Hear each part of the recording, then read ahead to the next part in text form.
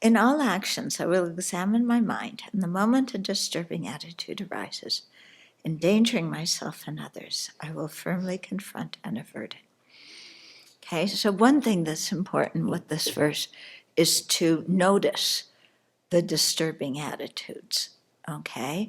Because lots of times they come in our mind, we don't even notice them, they seem normal, and we just act them out.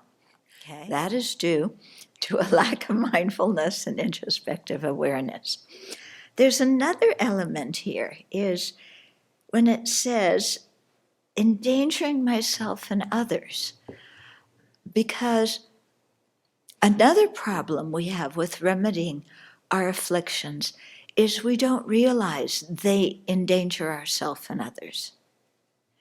And so they arise in our mind, and even if we notice them, we don't discern them as afflictions. We don't discern them as harmful. We think that they're beneficial and should be cultivated instead. So, for example, when we have attachment in our mind, to someone or something, we feel happy. We feel close to that individual. Yeah, it meets a need that we have for friendship or for connection or whatever it is. And so even though it's attachment, we don't recognize it as attachment. Or even if we may say, well, I might be a little bit attached to this person, we don't think of it as anything harmful because we feel happy. And we're connecting to somebody else, and what's wrong with that? We always say. Okay, so there's nothing wrong with being happy and connecting to other people. Okay, it's the attachment to doing that creates the problem.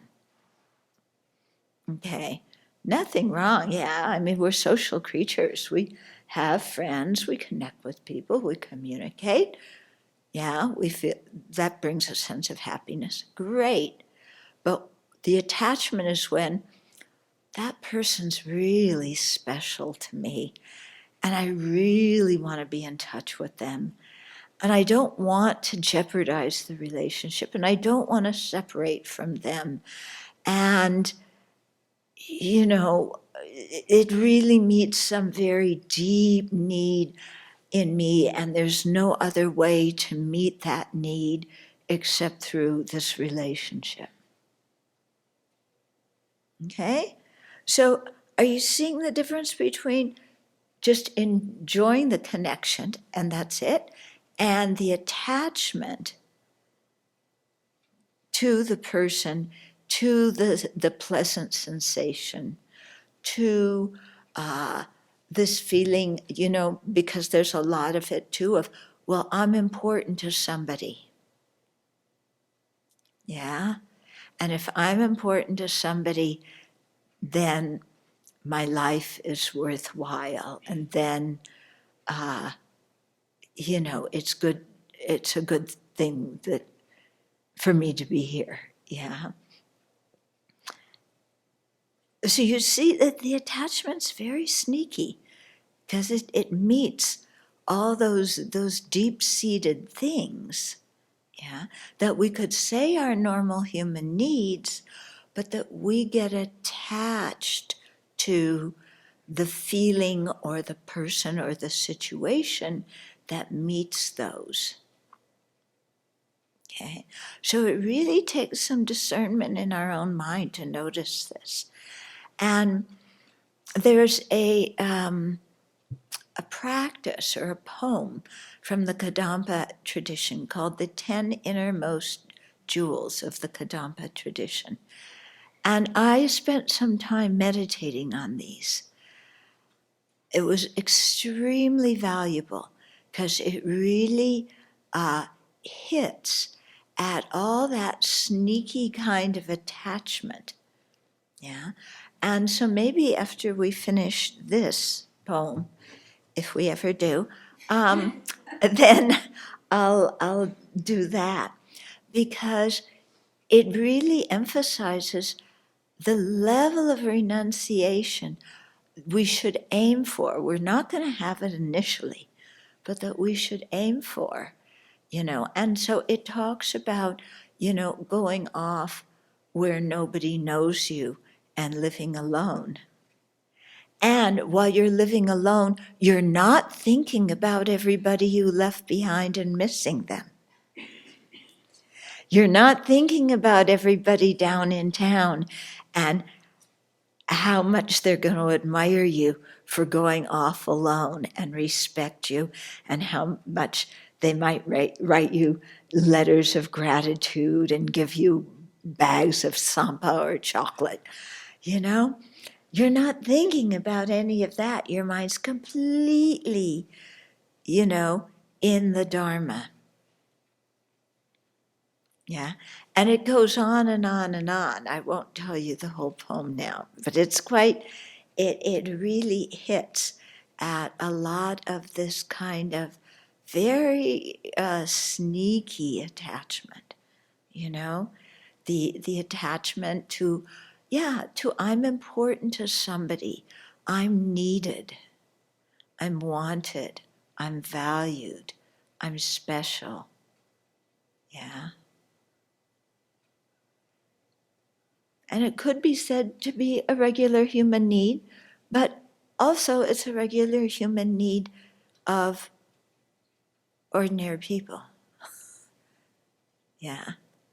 I don't think bodhisattvas get into that too much. Yeah. Because bodhisattva's attention is focused on others, not on self. And bodhisattvas don't need others' admiration or thanks or whatever. Yeah. It's also very interesting to watch what it is about those relationships. In Tibetan culture, you become close to somebody else by helping each other with practical issues. In the West, that's not how you become close to people. You become close by sharing your emotions. Yeah, by sharing your inner secrets. That becomes the currency that makes people feel close to each other. Yeah, not, going and painting a house together or, vacuuming the floor together or what. No, we get it through an emotional exchange. Yeah. And so it's quite different in different cultures, very different that way. And I think it's different in different historical times as well. For our great grandparents, they had no time to share emotions, and become close that way. They were just trying to stay alive. Yeah. And so for them, even though it was in our culture, the thing that brought people close was helping each other out in practical elements. Yeah. And it's different now. Anyway, the point here is to really look inside and see those things, and to not just see them, but to ask ourselves, well, how is that harmful? Yeah, how is being special in somebody else's eyes? How is being that person's closest friend? How is that harmful to me or to them? And this is something we really need to look at, because initially it doesn't seem harmful. In a worldly way, it's not considered harmful. In a Dharma way, that's where the disadvantage comes in, because the attachment to somebody else, the attachment to feeling special and needed, becomes something that binds us to samsara. Yeah, when they talk about the 16 attributes of the Four Truths, under true cause. Of course, the foremost true cause of samsara is ignorance.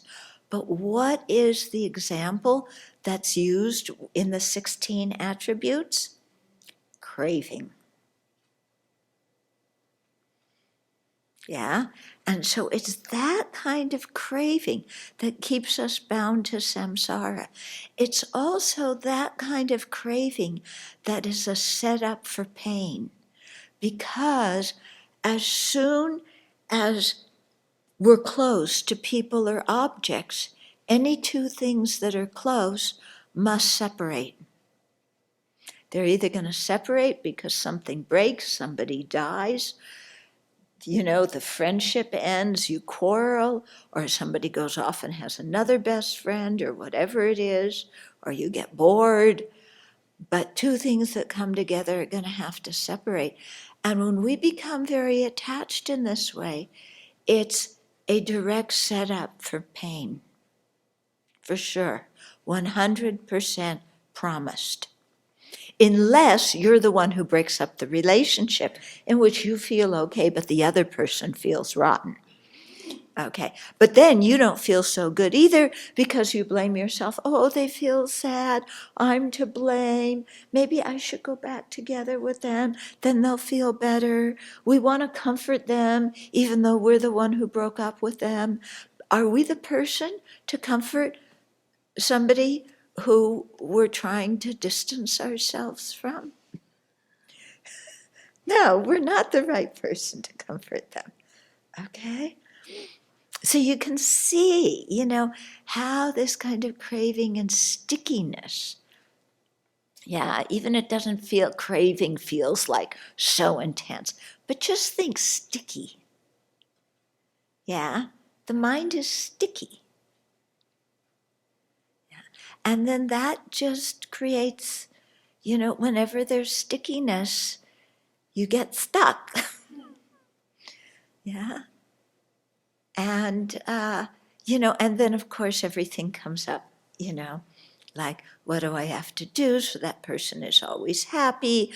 Oh, they're becoming close to somebody else. I'm not the special one. Oh, now I'm close to many other people. I don't need them so more. I feel guilty. Oh, this kind of stuff. Oh my goodness. Yeah.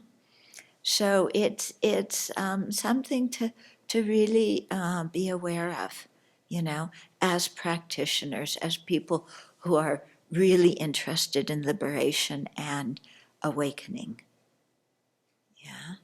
For people who that's not their aim in this life, maybe they're practicing the Dharma because they just want to be happier, or something like that, then this is not so important. But they will definitely experience pain. And, and that should make us wake up too. Okay? Not okay. I want the world to be different. Yeah. I want attachment to always be fun with no drawbacks, because attachment makes me feel so good. Yeah, really check up if attachment makes you feel good.